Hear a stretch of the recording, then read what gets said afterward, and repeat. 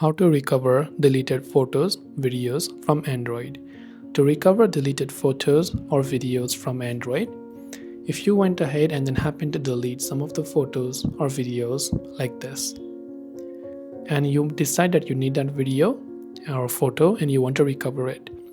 Nowadays, most of the smartphone companies or manufacturers, they offer us the way to recover our deleted photos or videos up to 30 days. So what you want to do is just look for a feature within your gallery app. You can usually look for it and it will be labeled as trash or recycle bin. So that kind of feature is available on almost any smartphone these days. And depending upon the phone you're using, once you go to your recycle bin or your trash, you can select those photos or videos and you can tap the restore button there in order to restore those photos and videos, and they will be over there. So in that case, you will be able to restore your deleted photos, videos from Android. If you have any questions, feel free to leave them down. Thanks for watching and see you soon in our next video.